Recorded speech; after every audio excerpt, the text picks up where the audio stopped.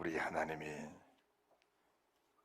우리에게 들려주시는 하나님의 생명의 말씀, 야고보서 4장 11절에서 12절 말씀을 믿음으로 함께 봉독합니다. 야고보서 4장 11절에서 12절의 말씀이십니다. 함께 봉독합니다. 형제들아, 피차에 비방하지 말라. 형제를 비방하는 자나 형제를 판단하는 자는 곧 율법을 비방하고 율법을 판단하는 것이라. 네가 만일 율법을 판단하면 율법의 주den자가 아니요 재판자로다. 입법자와 재판자는 오직 하나이시니 능히 구원하기도 하시며 멸하기도 하시느니라. 너는 누구 관대 이웃을 판단하느냐. 아멘. 할렐루야. 오늘 봉독한 말씀을 중심으로 하여 성과 악의 기준이라는 이 말씀으로 우리에게 주님이 말씀하실 때에 은혜와 복과 생명이 넘치는 그런 축복이 있을 줄로 믿습니다. 많은 복과 생명을 받아 누리신 은혜가 있으시기 바랍니다. 오늘 본문의 말씀도 11절, 12절 단독적으로 주신 말씀이 아니고 야고보서 1장 1절 이하로 쭉 말씀이 내려오시면서 너희가 말씀을 받았으면은 형제를 비방하거나 형제를 판단하는 것은 결코 겸손한 자들이 할 일이 아니다. 하나님이 교만한 자는 물리치시되 겸손한 자에게 은혜를 주신다고 하셨지 않느냐. 그러면은 교만은 하나님이 그렇게 말씀하셔도 내 뜻을 굽히지 않고 내 생각 굽히지 않고 내가 가지고 있는 삶을 그대로 밀고 나가는 걸 가르쳐서 교만이라고 하고, 겸손은 지금까지 내가 알지 못하고 그렇게 살았을지라도 어느 순간 하나님이 내게 말씀을 깨닫게 하시니까 그 깨달은 말씀을 가지고 삶을 돌이켜서 아버지의 말씀대로 살려고 몸부림치면서 잘못될 때 마음을 찢고 회개하는 애통하는 사람을 가르쳐서 겸손한 사람, 온유한 사람이라고 하는 겁니다. 그러면은 왜 비방이 나쁘고 판단이 나쁘냐? 그것은 비방이라는 것이 사실 지각이 있고 판단이 있는 사람들은 남을 바라볼 때 잘못된 삶이 보이게 돼 있습니다. 정직한 사람일수록, 그리고 깨끗한 사람일수록 남의 허물은 더 크게 보이는 겁니다. 사실은 믿음으로 살지 않는 사람들은 세상 한 죄악들을 나열해 가면서 그것을 재미로 말하는 거예요. 그것이 자기의 부의 어떤 가치관으로 말하는 겁니다. 나는 돈이 많으니까 첩도 데리고 살고 돈이 많으니까 이렇게 저렇게 산다. 그것은 사실 우리가 믿음으로 사는 사람이 봐서는 너무나 수치스러운 일이고 그렇게 살아서는 안 되는 삶인데 그 사람들은 그렇게 사는 것이 자랑스러운 거예요. 그러면은 그런 같은 맥락을 가지고 사는 사람들이 그런 얘기를 들을 때 오히려 그 사람이 자기의 부러움의 대상이 될지언정 그 자체를 쳐다고 말하지를 않는 겁니다. 그러면은 비방은 누가 하냐? 정죄를 누가 하냐?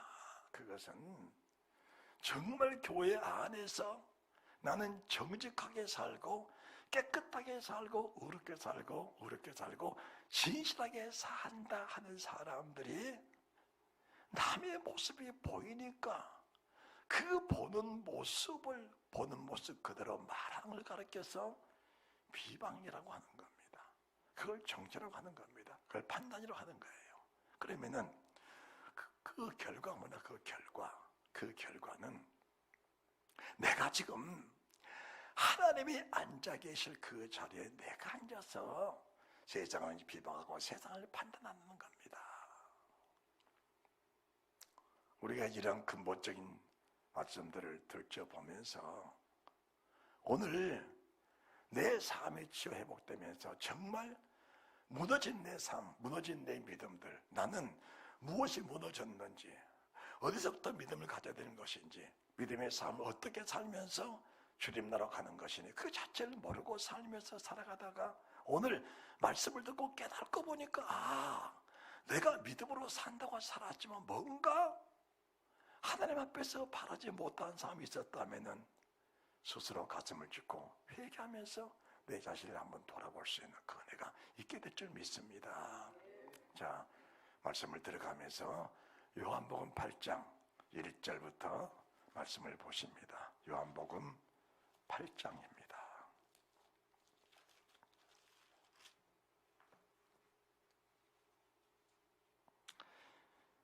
3절입니다. 3절 앞에 화면을 보시기 바랍니다. 서기관들과 바리새인들이 간음중에 잡힌 여자를 끌고 와서 가운데 세우고 예수께 말하되 선생이여 이 여자가 간음하다가 현장에서 잡혔나이다.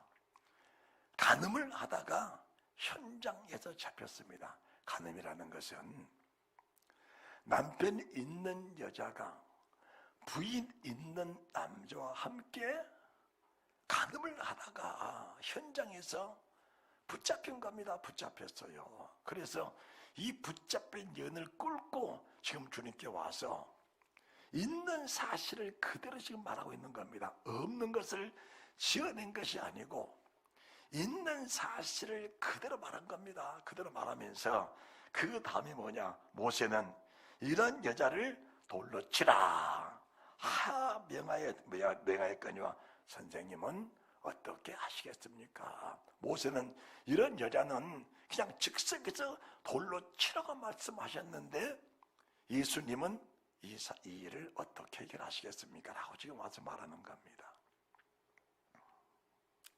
이렇게 말하는 것은 여자를 고소하고 우리 주님을 공경에 빠뜨리고자 하는 그들의 모습을 볼 수 있는 겁니다. 그때 주님께서 7절의 말씀 저희가 묻기를 맞이 아니하는지라 이에 일어나 가라사대 너희 중에 죄 없는 자가 먼저 돌로 치라고 하셨습니다. 너희 중에 먼저 죄 없는 자가 먼저 돌로 쳐라. 그러면은 우리가 밖으로 드러난 죄가 사실은 사람이 알리지 않는 죄가 없다 할지라도 내 속에 감춘 죄들이 얼마나 많습니까? 그 다음에 주님께서 땅에다가 글을 쓰셨습니다. 뭘 쓰셨을까? 우리가 추측은 할 수 없습니다. 추측은 할 수 없는데 우리 주님은 총매가 명철함이 끝이 없으시잖아요. 그리고 사람의 속을 다 보시지 않습니까? 생각을 보시고 마음을 보십니다. 그래서 그들의 생각과 마음을 쓰셨는지 아니면은 산상수훈의 말씀을 쓰셨는지 그것은 모릅니다. 그런데 그 글을 읽은 사람들이 늙은 사람부터 젊은 사람까지 그 여자를 다 떠나고 말았습니다. 다 떠났습니다. 그 다음 말씀이 10절인데 예수께서 일어나사 여자 외에 아무도 없는 것을 보시고 이르시되 여자여 너를 고소하던 자들이 그들이 어디 있느냐 너를 정죄한 자가 없느냐 대답하되 주여 없나이다. 예수께서 가라사대 나도 너를 정죄하지 아니하노니 나도 너를 비방하지 아니하노니 나도 너를 판단하지 아니하노니 그 다음에 가서 다시는 죄를 범치 말라고 하신 겁니다. 그러면은 우리가 지금 이 성경 말씀을 보면서 사실은 지금 이 여인은 현장에서 잡혔습니다. 현장에서 그냥 뜬 소문을 듣고 말한 것이 아니고 뜬 소문을 듣고 비방한 것이 아니고 현장에서 잡힌 여인을 끌고 와서 지금 주님께 고소를 한 겁니다. 그런데 주님은 이 여인에게 말씀하십니다. 나도 너를 정죄하지 아니하노니 가서 다시는 죄를 범치 말라. 그러면은 우리가 이제 오늘 본문의 말씀을 통해서 선과 악의 기준이 뭐냐? 선과 악의 기준이 우리는 잘못된 삶을 보면서 정죄를 합니다. 비방을 해요. 그러니까 남의 말 하겠는 것이 아주 쉽게 여겨지면 남의 말은 아주 쉽게 여깁니다. 남의 말을. 우리 주님은 언제 우리를 비방하느냐? 언제 정죄하느냐? 언제 판단하느냐? 그것은 우리가 이 땅에 살면서 모든 삶을 다 마치고 우리 앞에 섰을 때에 하나님이 저희들을 비방도 하시고 정죄도 하시고 판단도 하십니다. 이 땅에 사는 동안에는 현장에서 가나마다 붙잡혔을지라도 하나님은 무엇을 주시냐? 회개할 기회를 주신 겁니다.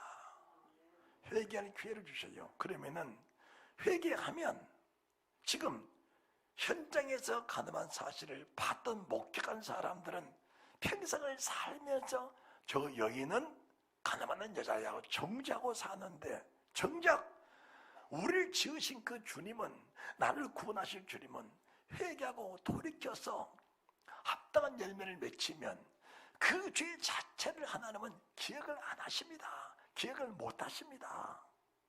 그런데 주님도 기억하지 못한 죄를 사람이 기억하고 있으면서 그 사람을 죄인으로 우리가 정죄해버리면은 그를 깨끗게 하신 우리 주님을 정죄하는 것이나 마찬가지가 되는 겁니다.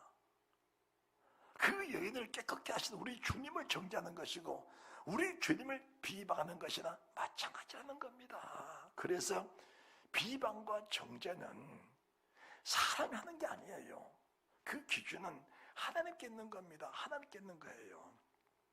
여러분들, 남의 말을 쉽게 하는 사람들, 남을 비방하고 정죄하는 사람들 속에는 그 근본. 그 근본이 있습니다. 다시 창세기 3장입니다. 창세기 3장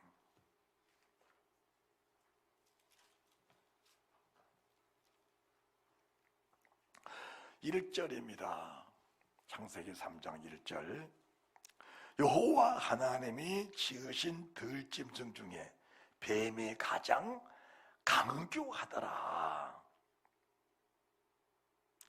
뱀이 여자에게 물어 가로되 하나님의 참으로 너희들은 동산 모든 나무의 실과를 먹지 말라 하시더냐. 여자가 뱀에게 말하되 동산 나무의 실과를 우리가 먹을 수 있으나 동산 중앙에 있는 나무의 실과는 하나님의 말씀에 너희는 먹지도 말고 만지지도 말라. 너희가 죽을까 하노라 하셨느니라. 뱀이 여자에게 이르되 너희가 결코 죽지 아니하리라. 5절이 중요합니다. 너희가 그것을 먹는 날에는 너희 눈이 발과 하나님과 같이 되어 선악을 분별할 줄을, 선악을 알 줄을 하나님이 아신다. 이제 이게 선악을 안다는 자체가 죄에 대한 근본입니다. 죄에 대한 근본이에요. 여러분, 이 말씀이 너무 중요한 겁니다. 너무 중요한 거예요. 선악을 내 속에서 알고 있다는 것이 아직도 원죄 상태 속에서 머물러 있다라고 보면 맞는 것인데, 아직까지도 원죄 속에 뱀이 여자를 꼬였던 하와를 꼬였던 그 원죄 상태 속에 머물러 있다고 보면 맞는 것인데, 사람들은 그것을 이해를 잘 못하는 겁니다. 죄의 근본은, 선악의 기준은 하나님께 있는 것이지 사람에게 있는 것이 아니란 사실을 깊이 알아야 합니다. 그러면은 여자가 실과를 따먹었습니다. 그리고 남편에게도 줬어요. 먹었습니다. 그들의 눈이 밝아졌습니다. 밝아졌어요. 자, 창세기 2장 25절 말씀을 보시기 바랍니다. 23절, 24절, 25절, 23절, 24절, 25절. 아담이 가로되 이는 내 뼈 중에 뼈요 살 중에 살이라. 이것을 남자에게서 취했은즉 여자라 칭하리라 하니라. 이러므로 남자가 부모를 떠나 그 안에 연합하여 둘이 한 몸을 이룰지로다. 아담이 그 안에 아담과 그 안에 두 사람이 벌거벗었으나 부끄러워 아니하더라. 벌거벗어도 수치가 안 보이는 겁니다. 벌거벗어도 수치가 안 보여요. 그리고 내 뼈 중에 뼈요 살 중에 살입니다. 이것을 내 몸에서 취했으니까 그걸 이 사람을 여자라 한다. 이 둘이 한 몸이 됐다. 한 몸이 됐다. 우리가 부만 한 몸이냐 부만 한 몸이냐, 세상의 모든 사람들은 다 한 몸입니다. 한 몸이에요. 우리가 지금 이 가정, 저 가정, 저 가정, 이 가정, 세상에는 수억 천만 가정이 있습니다. 그러면은 그 기준의 뿌리는 아담의 첫 가정입니다. 아담의 첫 가정이에요. 이 두 사람이 벌거벗었지만은 부끄러워 아니한 겁니다. 왜 우리가 자꾸 단정을 하려고 그러냐? 왜 자꾸 꾸미려고 하느냐? 왜 아담과 하와가 모간 앞으로 자기를 가리려고 하느냐? 이것이 죄의 근본이에요. 죄의 근본입니다. 이게 죄의 근본이에요. 깊이 알아야 됩니다. 그러면은 죄를 지은 그들에게 주님이 찾아오셨어요. 그를 찾아오셨는데 우리 주님이 그들을 정죄하고 그들을 판단하실 때 먼저 사탄을 꾸짖어야 돼요. 사탄을 꾸짖어야 됩니다. 그런데 먼저 누구를 꾸짖으시냐? 먼저 아담을 꾸짖으신 겁니다. 아담아 하신 겁니다. 아니, 아담 이전에 하와를 먼저 불러야 맞죠. 사탄을 안 부르시려면 하와가 그랬으니까. 그런데 아담을 먼저 부르신 아담아 하신 겁니다. 왜 아담을 불렀을까? 아담은 하나님의 첫 번째 사람이요, 하나님의 은혜를 입은 사람이요, 아버지의 말씀을 직접 받은 사람이기 때문에 아담을 먼저 부르신 겁니다. 사탄을 먼저 부르신 것이 아니고, 하와를 먼저 부르신 것이 아니고 아담을 먼저 불렀어요. 이제 저희들이 믿음으로 살면서 이제 지금까지 하나님이 우리가 믿음으로 산다는 명칭만 가질 뿐 믿음으로 살지 못했던 그런 부분들이 있을지라도 하나님이 그냥 덮고 지나갈 때가 많습니다. 왜 그럴까? 믿음이 어리고 열악하면은 허리고 열악하고 모자라고 부족해도 하나님이 진짜 채찍을 안 하십니다. 여러분들이 갓난아이가 기저귀에 응아를 하면은 갓난아이를 볼기짝을 때리는 사람은 없잖아요. 그 응아하는 것도 이뻐서 치워주고 닦아주고 씻어주고 또 갈아주고 하잖아요. 그런데 그 아이가 3살이 지나 4살 먹어 5살, 8살에 먹어도 응아를 가르치지 못하면 그때부터는 부모의 마음에 근심이 되는 겁니다. 그때부터는 부모가 배신을 하는 거예요. 우리의 믿음이 지금 성숙돼가는 과정 속에서 전날에는 선악을 분별하면서 선한 사람은 선하다 말하고 악한 사람은 악하다 말하며 살아왔던 내 자신 속에 하나님의 관섭을 아니하셨을지라도 말씀을 받으면서 우리의 믿음이 자라가고 우리의 신앙이 그리스도의 분량으로 올라가는 그 순간부터는 하나님이 우리를 늘 징계와 채찍을 하시면서 우리를 다스려 주신다는 그 은혜가 있다는 사실을 믿으시기 바랍니다. 그러면은 선악을 알게 하는 실과를 먹는 세상의 모든 사람들은 그 속에 다 정죄성이 있습니다. 아담아, 왜 그랬느냐? 내 살 중에 살이요, 내 뼈 중에 뼈요. 벌거벗어도 부끄럽지 아니했는데 지금은 무화과 잎으로 치마를 만들었음에도 불구하고 저 여자가 내게 먹으라고 했다. 저 여자가 먹으라고 했다는 겁니다. 내 살 중에 살이요, 뼈 중에 뼈가 아니고 저 여자라는 겁니다. 여자야, 왜 그랬느냐? 예, 저 뱀이 나를 꼬였습니다. 여러분들, 꼬이는 자와 꼬임을 받는 자는 하나인 겁니다. 첫째는 유대인, 두 번째는 헬라인이에요. 첫째는 믿음의 사람, 두 번째는 불신자입니다.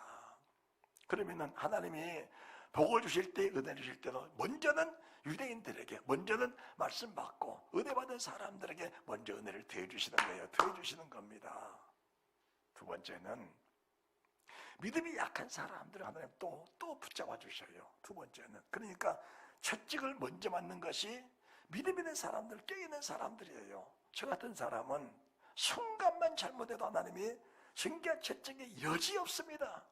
아주 긴 시간 가지다 바로 순간에 바로 들어와요, 채찍이. 그러니까 하나님 얼굴을 보면서 세상을 사는 거예요. 주님 얼굴을 바라보면서 세상을 사는 겁니다. 주님 얼굴을 바라보면서. 이것이 얼마나 행복한 삶인지. 그러니까 남의 허물을 볼 기회가 없어요. 남의 허물을 보고 정죄할 그런 마음의 여유가 없습니다. 왜 그러는가? 그들이 허물을 바라볼 때, 내 속에도 저런 허물을 가질 수 있는 요소가 다분하다. 그러면은 그들의 허물을 바라보면서 내 자신을 자꾸 다듬어가는 겁니다. 할렐루야. 그것을 말로 해버리면 그것이 정죄가 되고 비방이 되고 판단이 돼서 내가 하나님 자리에 앉아있는 순간이 된다면은 형제 아픈 모습을 보면서 내 가슴을 아파하고 그들이 회개하고 돌이키기를 원하며 아픈 마음으로 그들을 축복해주면서 내 자신을 잘 관리해가는 그 자체가 된다면은 상대방의 허물이 내게는 위안이 되고 복이 되고 생명이 되고 믿음이 되고 나를 믿음으로 만들어 세워지는 하나님의 은혜가 된다는 사실을 믿으시기 바랍니다.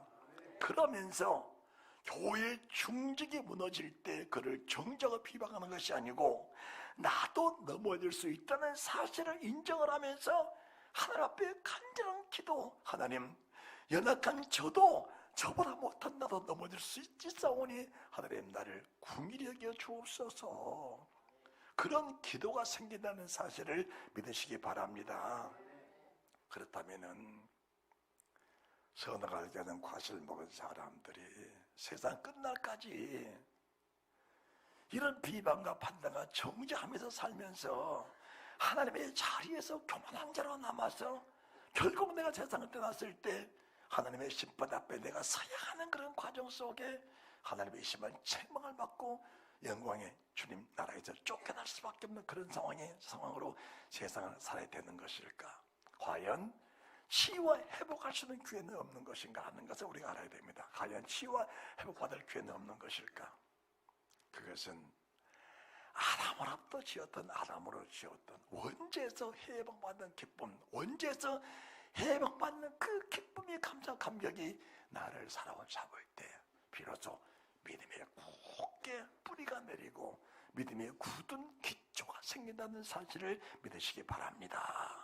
자, 여러분들 이 말씀을 보시면서 내가 정말 지금까지 아담이 저질렀던 원죄를 가지고 평생을 살면서 그것에 끌려다니며 살다가 사망 이를 것이냐, 아니면은 원죄 회복받는 기쁨을 누리면서 그 기쁨 속에 믿음의 기초를 삼고 그 믿음의 기초 위에 건축을 해나가면서 아름다운 주의 믿음의 집을 세워나갈 것이냐, 그리고 그 믿음의 터 위에다가 아름다운 나무를 심어서 좋은 열매를 맺는 복된 믿음의 삶을 살면서 하나님을 기쁘게 하는 그런 삶을 살아야 될 것인가 하는 것을 우리가 지금 예를 들면서 해결 못하면 해결할 방법이 없다는 사실을 믿으시기 바랍니다. 자, 출애굽기 12장입니다. 출애굽기 12장.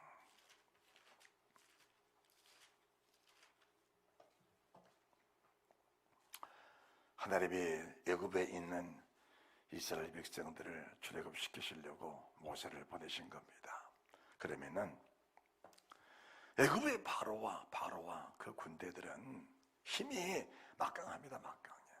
그리고 애굽에 있는 종살이하고 있는 이스라엘 백성 아브라함의 후손들은 힘이 없습니다. 병법이 없어요. 전쟁을 못합니다. 그러니까 아브라함의 후손들은 바로에게 평생 자손 그대로 영원한 종이 돼서 영원한 노예가 돼서 살 수밖에 없는 그런 상황입니다. 그들이 해방될 기회라고는 0.1% 가능성이 없는 그런 상황 속에 사는 겁니다. 그러니까 바로에게 결박이 돼서 바로의 종으로 자손대도로 살아갈 수밖에 없는 그런 상황이 만들어져 있는 겁니다.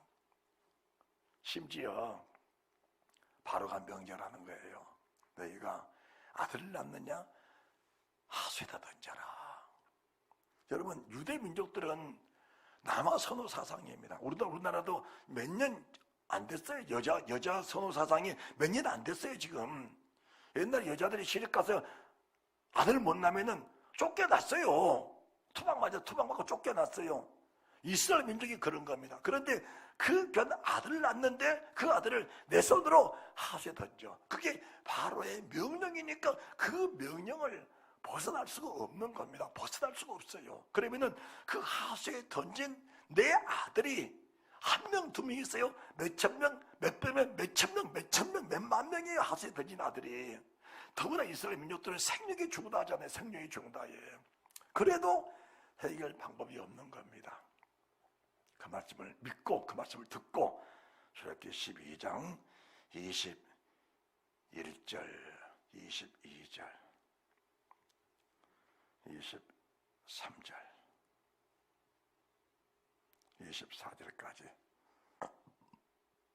모세가 함께 봉독합니다. 모세가 이스라엘 모든 장로를 불러서 그들에게 이르되 너희는 나가서 너희 가족대로 어린 양을 택하여 유월절 양으로 잡고 너희는 우슬조 묶음을 취하여 그릇에 담은 피에 적시어서 그 피를 문 임방과 좌우 설주에 뿌리고 아침까지 한 사람도 자기 집 문 밖에 나가지 말라.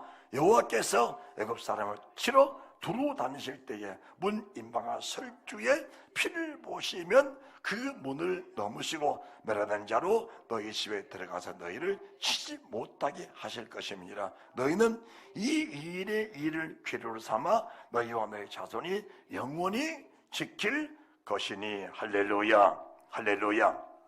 자, 이제 마지막 재앙이다. 마지막 재앙인데 이 재앙이 무슨 재앙이냐?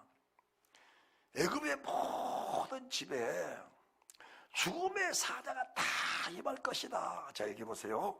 애굽의 모든 집에 죽음의 사자가 다 임할 것이다. 그런데 어린 양을 잡아서 임방과 설주에 피를 바르고 그 집 안에 들어가 있으면은 죽음의 사자가 넘어가는데 여러분들이 이제 29절 말씀 보세요. 29절 시작. 밤중에 여호와께서 애굽 땅에서 모든 처음 난 것 곧 위에 앉은 바로의 장자로부터 오기 갇힌 사람의 장자까지와 생축에 처음 난 것을 다 치시며 그 밤에 바로와 그 모든 신하와 모든 애굽 사람이 일어나고 애굽에 큰 호고, 애통, 큰 울음이 있는 거예요. 그러면 이제 보세요. 바로의 장자는 장자 한 사람의 목숨이 애굽에 있는 이스라엘 백성들 전체의 목숨과 바꿀 수가 없는 겁니다. 애굽의 바로의 장자는 바로의 들을 이어서 왕권을 이어받을 세자인데 애굽에 있는 종들, 아브라함 후손들, 지금 숫자로 말하면은 장정만 60만 1730명인데 한 집에 5명씩이 나면 그것도 300만 명이 넘어요. 300만 명이. 300만 명의 목숨보다 바로의 장자의 목숨을 바꿀 수가 없을 정도로 바로의 장자의 목숨은 귀한 겁니다. 그런데 그 바로의 장자가 죽은 거예요. 죽었어요. 그리고 그 신하들이라는 것은 문무대관들입니다. 문무대신들인데 그 문무대신들의 힘은 말로 달 수 없는 겁니다. 그 문무대신들의 모든 장자들이 다 죽은 거예요. 그리고 처음 난 모든 짐승떼가 다 죽은 겁니다. 그런데 이스라엘 백성들의 자녀들은 죽지 않았어요. 자, 그 다음 말씀이 어떤 말씀이냐? 그 다음 말씀이 26절입니다. 4절 25, 26절 너희는 24절 너희는 이 일을 괴로로 삼아 너희와 너희 자손이 영원히 지킬 것이니 너희는 여호와께서 허락하신 대로 너희에게 주시는 땅에 이를 때 이 예식을 지킬 것이라. 이후에 너희 자녀가 묻기를 이 예식이 무슨 뜻이냐고 물어보면은 여호와께서 유월절에 피를 보시고 넘어가사 우리 자녀들은 지켜주시고 애굽의 바로의 장자들 문무 대신의 자녀들 다 죽졌는 집 하나도 없이 다 죽었단다. 그렇게 말하는 거예요. 그러면은 은혜가 뭐냐? 은혜가 출애굽한 이스라엘 백성들이 광야에 가서 살면서 사실은 광야가 먹을 것이 없잖아요. 먹을 것이 없어요. 광야가 먹을 것이 없어요. 딱 만나 하나밖에 없잖아요. 그러면은 너희 자녀들이 이 예식이 무엇이냐 묻기를 그렇다면은 내 장자, 내 장남 얼굴을 볼 때마다 오메 바로의 아들은 죽었는데 너는 살아있냐? 네 집 옆집 식구 아들 큰아들 어이구 바로의 못 오신 아들 자식들이 다 죽었는데 너는 살아있냐? 그 한 가지 사실만으로도 아니 아버지가 자식보다 먼저 세상을 떠나잖아요. 그렇잖아요. 그러면 출애굽한 1세대들이 죽지 않은 자기 자식을 끌고 나와서 광야 생활한 겁니다. 하면서 무슨 어려움이 닥쳐도 그 자식의 얼굴을 보면은 하나님이 내 아들을 살려놓으셨구나. 내가 장자인데 하나님이 아빠 엄마 이 예식이 무슨 예식이에요? 하나님께서 애굽에서 우리를 구원하시기 위하여 9가지 재앙을 내리시고 10번의 재앙이 애굽의 바로의 장자를 죽이셨고 모두 문무 대신의 장자를 다 죽이셨는데 너는 하나님 은혜로 살아있단다. 이 은혜가 이 감격이 내가 눈을 감기까지 그 은혜가 감격이 살아있어야 돼요. 살아있어야 됩니다. 그러면은 이게 왜 중요한가? 그 감격이 살아있으면은 신산 밑에 오셔서 하나님의 불가운데 계명을 주셨을 때에 첫째가 다르신 섬기지 마라. 졸면 안 돼요. 다르신 섬기지 마라. 둘째, 내 이름 헛되게 부르지 마라. 주님날, 안식일날, 주님의 날, 주일을 그렇게 잘 지켜라.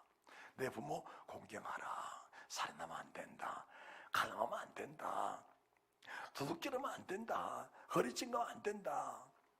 내 이웃을 내 몸처럼 사랑해야 된다. 이 계명을 주셨을 때에 네 아들의 장제 얼굴을 보면은 살아있는 모습을 보면은 그 내 장제의 살아있는 모습이 살아계신 하나님의 말씀이잖아요. 왜 아멘도 안 해요 그런데? 아니 우리가 지금 현실적으로 현실로 보세요. 하나님이 인보가 설주에 피를 바르고 집에 들어가 있어라. 아직까지 나가지 마라. 그리고 우리가 이제 인보가 설주에 피를 바르고 앉아 있었어요. 그런데 아이고 날이 새고 보니까 그냥 온 동네가 막 난리가 났어요. 그냥 온 동네가 막 그 장자들이 막 장대 같은 아들이 죽고 막 그 인자나 그 막 옥동자 같은 그 아들이 죽고 막 바로 대통령 아들이 죽었어. 막 임금의 아들이 죽었어. 신하 국무총리 아들이 죽었어. 막 장관 아들이 죽었어. 국회의원 아들이 죽었어. 세상 난리인데 내 자식을 보니까 그냥 눈이 초롱초롱히 살아있어. 그 감격이 얼마나 큰 그 말입니다. 그 감격이 얼마나 큰 그게 살아계신 말씀이거든. 그게 네가 살아계신 말씀이다. 따라합시다. 네가 살아계신 말씀이다. 네가 살아계신 말씀이다. 그런데 그 여호와의 명령을 어떻게 내가 거역할 수 있어요? 내 자식 얼굴을 볼 때마다 애굽에서 내가 죽었을 건데 바로의 장자는 죽어도 너는 살았다. 네가 우리 식구가 다 죽어도 바로의 장자는 죽을 수 없는데 바로의 장자 죽을 수 없는데 네가 바로의 장자보다 귀하다. 하나님 너를 가장 귀하게 있어도 너를 살려주셨다. 네가 죽었으면 내가 살겠느냐. 아픔이 얼마나 크겠느냐. 그 고통을 내가 평생 가지고 살아야 될 것인데 그 고통 갖고 내가 살아갈 수 있겠느냐. 너는 나의 생명이다. 이걸 안다면은 40년 동안 만나를 주신 하나님 은혜가 감사하면서 그 자식 얼굴만 봐도 원망불평 나오겠냐 그 말입니다. 그런데 하나님의 은혜를 잊어버리니까 원망이 나고 불평이 나고 만족이 없어 비방이 나고 환난 중에도 환난을 견딜 수 없어 아픔을 견딜 수 없어 하나님을 비방 하나님을 원망하는 까지 이러는 그런 역사가 일어나게 된다는 거예요. 그건 불신이지 믿음이 아니라는 거예요. 은혜가 없는 거예요. 은혜를 모르는 거예요. 은혜가 없지 못하는 삶을 산 거예요. 생각을 해보세요. 내 아들을 볼 때, 큰 집 아들 볼 때, 작은 집 아들 볼 때, 우리 동네 청년을 볼 때, 네가 다 흑밥이 돼 있을 건데 사람 둘이 초롱초롱하고 지금도 되겠다 안 되겠다 함께 있느냐. 그 감격을 본다면은 하늘의 원망이 나오겠냐 그 말입니다. 하늘의 원망이 나오겠냐. 살아있는 말씀 움직이고 있는데 그 살아계신 말씀을 내가 부인할 수 있겠느냐 그 말입니다. 신약시대에 와서는 로마서 3장입니다. 로마서 3장. 자신을 속이면 안 되는 거예요.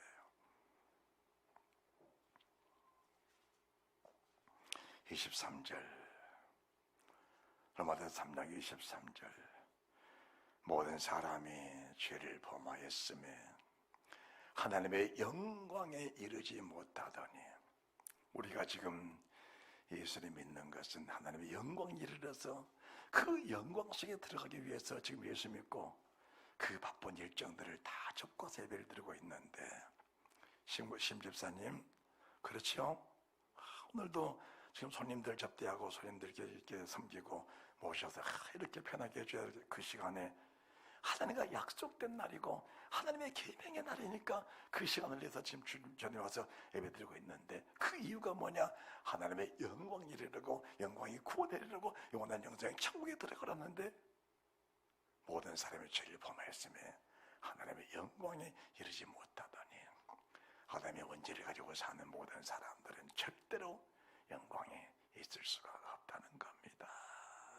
여러분들 지금도 내 속에 비방하고 판단하고 정죄하고 남을 무시하는 그런 마음이 내 속에 남아있다면은 그것은 지금 씻어서 내려야 할 것들이지 남겨둘 것들이 아니라는 사실을 믿어야 됩니다. 사탄은 대적하는데 사람을 대적하면 안 되는 거예요. 사람은 놀개감입니다. 놀개감이야. 우리 주님의 놀이개, 사탄의 놀이개입니다.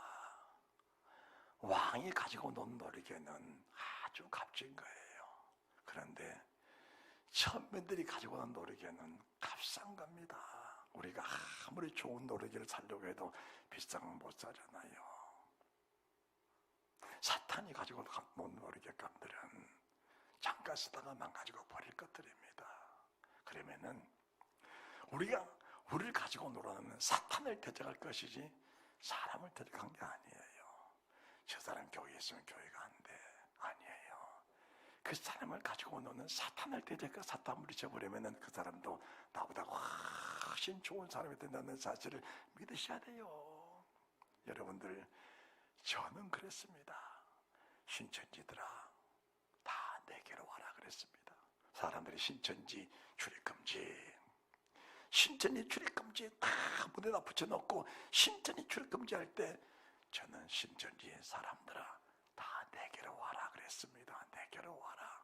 와서 이 말씀 들어보면은 신천지들 말하는 그 말씀이 아니고 신실한 주의 말씀이 계시는데 신천지 사람들을 정작기 전에 그 신천지를 꼬이는 악한 미혹양들을 뿌리쳐버리고 진리의 말씀으로 그들을 새롭게 하시는 주의 능력이 계시기 때문에 신천지를 들어오지 말한 게 아니고 신천지 사람들 오라고 했습니다. 오라고 했어요. 여러분 주위에도 여러분들 마음에 정죄를 가지고 있는 사람도 있다면 그것은 그 사람이 잘못된 것이 아니고 정죄하고 싶은데 마음에 어떤 요소가 남아있다는 사실을 믿으면서 그것을 뽑아내는 마귀를 대적하라. 그리고 마귀가 하는 일을 대적하라. 따라합시다. 마귀를 대적하라. 마귀가 하는 일을 대적하라. 그걸 대적하는 것이지 사람을 대적하는 게 아니에요. 사람을 대적하는 게 아닙니다. 그러면은 우리가 정말 감사한 것이 우리 주님 나를 위해 십자가에 피를 뿌려주지 않았고 나를 불러다가 내게 은혜를 베풀지 않았다면은 나는 지금도 명칭상 그리스도인으로서 명칭상 예수 믿는 사람으로 명칭상 시와 회복한 이론으로 살면서 주님 나라 갈 줄 알았는데 지금도 남을 비방하는 비방에 정죄는 정죄가 판단에 내 속에 남아있어 그걸 가지고 갔더니 마지막 날 심판에 서니까 그 판단과 정죄와 그 심판을 가지고 판단을 가지고 나를 판단하신 하나님의 그 불의 심판이 나를 기다리고 있다는 사실이 믿어질 때 얼마나 두렵냐 그 말입니다. 얼마나 두렵냐 그 말이에요. 그 두려움을 오늘 해결하면은 내 마음에 참된 평안과 기쁨과 희락이 넘쳐나게 된다는 사실을 믿으시기 바랍니다. 할렐루야.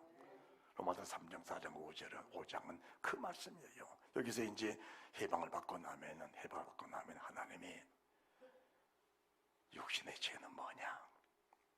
원죄로부터 강한 해방을 받고 나니까 출애굽한 이스라엘 민족들이 내 장자가 살아있다. 이곳에 장자가 살아있다.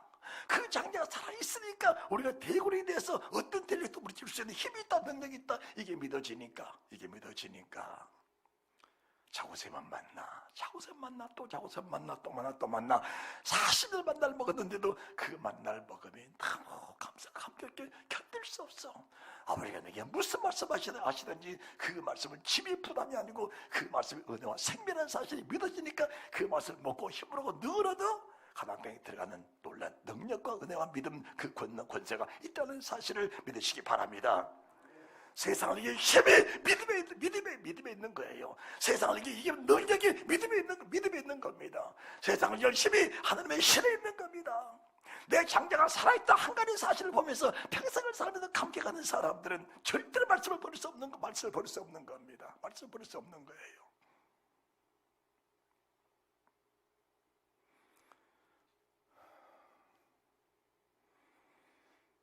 이 말씀을 받은 하나님의 사람들, 사울이 사도행전 9장 1절 이하로 대제사장에게 공문을 받아가지고 예수 믿는 사람을 잡아 결박하러 가는데 살기가 등등하더라 그랬습니다. 그럼 사울이 예수 안 믿는 사람입니까? 아니죠. 대제사장은 유월절 제사를 집례하는 수장입니다. 수장. 그 속에 은혜가 없었어요. 그 속에 하나님의 사랑이 없는 겁니다. 그 속에 나를 구원하신 내 장자를 구원하신 하나님의 그 강권적인 은혜와 그분의 사랑, 그분의 그 평강이 없는 겁니다. 없는 거예요. 오직 그에게는 직분만 있어. 직분만. 그에게는 부와 능력만 있는 겁니다. 그는 자기 자신을 지키기 원하는 원죄로부터 그대로 쌓여 살아가고 있는 그 대제사장 그리고 사울을 말하는 겁니다. 그가 바리새인이에요. 가말리아 문화에서 율법을 배운 사람입니다. 배우면 되는 겁니까? 아니에요. 감격이 있어야 합니다. 구원받은 감격, 원죄로부터 해방받은 감격이 있어야 돼요. 그 감격을 가지고 살아갈 때에 하나님의 사람 사울이 예수의 빛을 강하게 받고 나니까 그 감격에 들어왔어요. 그런데로서 11장에 옥에 갇히기도 수없이 하고 40이 하나 가만 매를 수없이 5번이나 맞고 대청으로 맞고 돌이 맞고 바다에 빠지고 강에 빠지고 수많은 대륙들에 인하여 죽을 고비를 수 없이 넘겼음에도 불구하고 어느 한 사람도 바울에 비해서 비방하거나 판단하는 그런 일이 찾아볼 수가 없는 겁니다. 찾아볼 수가 없어. 사람들을 통해서 매도 맞고 사람들을 통해서 강제로 끌어다가 옥에도 갇혔지만은 날 끌어다 옥에 가던 사람들이 잘못했다라고 말한 적이 한 번도 없는 겁니다. 왜 그럴까? 빠져버리니까, 원죄가 소멸돼 버리니까 그 마음이 내 속에 다 사라져버린 겁니다. 다만 한 가지 뭐냐, 내가 고난받으면 고난받을수록 하나님의 나라에 대한 영광을 받으신다. 그 영광은 바로 내 안에 천국이 형성되는 하나님의 기쁨이다. 이 기쁨 신앙을 가지고 그대로 주님 나라로 옮겨갈 것이다. 아버지 앞에 설 때에 점도 없고 흠도 없이 아버지 앞에서는 그 영광을 난 누리게 될 것이다. 이 사실을 바라보니까 내게 불이익을 주는 사람들이 나쁜 사람으로 보인 것이 아니고 하나님의 천사로 보이는 거예요. 내 구원을 돕는 사역자로 본 것입니다. 할렐루야. 그런데 정죄가 되겠습니까? 비방이 되겠습니까? 주님 보십시오. 주님, 나를 죽일 사람을 주님은 다 알고 계셨어요. 처음부터 알고 계셨지요. 그런데 한 사람도 대적한 일이 없습니다. 한 사람도 비방한 일이 없습니다. 죽이려고 하는 사람들에게 그대로 죽이라고 그대로 몸을 맡겨주시면서 어린 양처럼 순수하게 죽어주신 주님, 그토록 사랑하는 제자가 주를 팔아먹을 때도 비방하지 않으셨습니다. 어떻게 하면 돌이킬까? 한 조각 떡을 찍어다 주 혼자 그니 이 떡을 받으면 회개할까? 함께 그릇에 손을 넣는 그니 그릇에 손을 넣는 자가 그니 그렇게 말씀하시면 그들이 회개할까? 회개할 기회를 주신 분이지 정죄하지 않으셨다는 사실을 믿으시기 바랍니다. 할렐루야. 할렐루야. 모든 사람의 죄를 범하였음에 하나님의 영광이지 못하니 그리스도로 말미암아 하나님의 은혜로 구속함을 받았다는 사실이 믿어지면은 그 위에 주시는 영원한 영생의 말씀을 주실 때 그 말씀이 아무리 무게가 있고 아무리 커도 그 말씀 내게 생명의 떡이 될 뿐이지 그 말씀에 부담되지 않는다는 사실을 믿으면서 그 말씀을 찬양하는 은혜가 있게 될 줄로 믿습니다. 할렐루야. 야고보서 4장 11절 12절 말씀 함께 봉독하고 오늘 예배를 마칩니다.